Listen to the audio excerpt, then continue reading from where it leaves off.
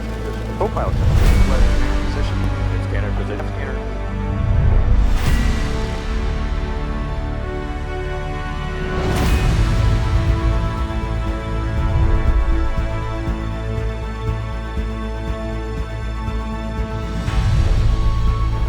My desire and my dream was to restore this airplane and to honor those who flew them. I got connected with the B-29 in 1942. Turns out we were picking up the first production airplane that the Air Force accepted from Boeing Aircraft. Got up in the airplane, he stood by and he said, "You take the captain's seat." And I said, "I only have 2 hours and 25 minutes in the airplane." He said, "I only have 1 hour and 45 minutes. But both the takeoff and the landing were exciting. Give it full power in the first 100 feet, and you go down that runway at full power.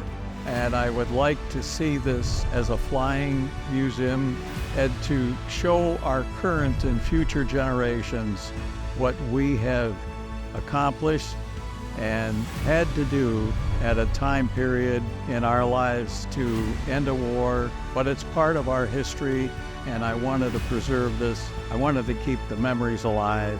MacArthur was designated as the chairman of the ceremony for the surrender of the Japanese, and they decided they were going to have it on the battleship Missouri. I'll put every serviceable B-29 over the battleship Missouri when you sign it. He, so to speak, handed me the keys to the plane. He said, "You were going to fly the airplane. You know all the details. You're now the leader." And we ended up with over 525 B-29s. We went over the battleship at 9:04. I was a B-29 flight engineer during World War II, and the last time I was on a B-29 flew over the Missouri when the thing was being signed. I would like this to be around for many more years to show our current and future generations. God bless those volunteers that put in so many hours to help me make sure that we were able to get this airplane back into the air again. It was a challenge. It took us 3 days, 12-hour days. We crossed the Dixie Wash. They built a bridge, the Dixie Wash. Took them all night, a crew of about 50 people. It's emotional, actually, because I didn't think that, I knew I'd see her if I'd have to fly somewhere to see her, but she's here, and to see her fly, it's emotional. I was one of the original members of the team that pulled Doc out of the desert into Inyakern, and then I was in charge of security once it got there. I knew this guy named Leo Blowers, and he had a whole lot of junk in his yard. When they were restoring this, they were looking all over for a B-29 landing gear, and they just could not find one. And Leo Blowers said, "Oh, I've got 5 of them in my backyard." And that's how they got some of the parts for this thing. That team at Inyakern, they saved that aircraft. They saved it. People like Jeff Turner and Tony Mazzolini, who would say, "Hey, look, this is our dream. At some point, we got to get this airplane put back together." Seeing the thing get back up in the air and knowing we'd done it and we'd done a good job, and to this day, he flies like he did when he first came out of the factory, just perfectly. In 1977, I was a geologist working at China Lake Naval Weapons Testing Center. I saw a dock sitting out in the sagebrush. I was able to approach it, crawl through it. I took 5 photographs of this thing, kept it real quiet. I tried to keep track of the aircraft over the years, but nobody seemed to be having any luck getting it. And tell you all, achieved that success. But for 46 years, this has been my dream to revisit this aircraft. Today, this past week, I made a 1,700-mile drive from London, California, so I could fly on it. I was privileged to fly the bombardier seat at 8 o'clock this morning. If there ever was an e-ticket ride, that's it. It's my dream come true. Thank you.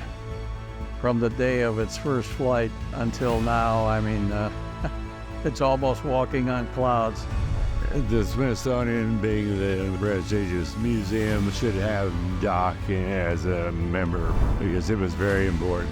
I think it's great that people can get in this airplane. Paul Tibbetts, happy to say it, I was privileged to fly with him in that B-29. I think it's one of the most important things we have today to show the young people what was accomplished in World War II. And it's a flying airplane that flew to where they're at, feel what it's like in there, imagine how it was for the guys flying in Japan. I think it's just a great asset to this country and the history of aviation. That's a great, great display. And the fact that it's still flying and fly around the country, it just speaks a little bit more for it. I love the idea. Proud to be from Wichita, where it was built.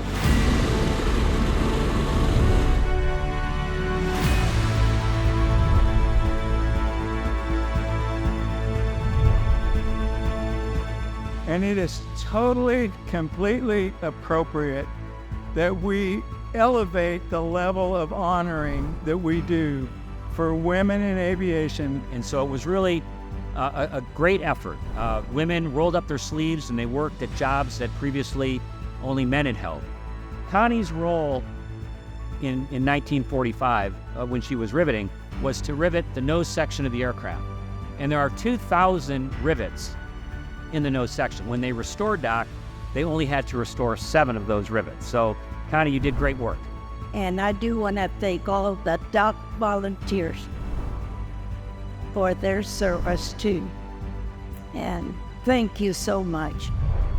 Go fly it to air shows and show it off to the public. Make it a flying museum, a flying tribute, if you will, to the men and women who serve our nation and who built these and who really put Wichita on the map as the aviation capital of the world. We brought our kids out yesterday to visit Doc. And the reason being is that I believe that history provides an enrichment to our children's education. They need to know where they've been to know where they need to go. I made a lemonade stand. I started raising money for the airplane flight. They're teaching a new generation of people about the history of our country, how important it is to the children carry on these stories to their children. It's a piece of history, you know, and it's a treasure to be able to fly it and show it and have people appreciate it.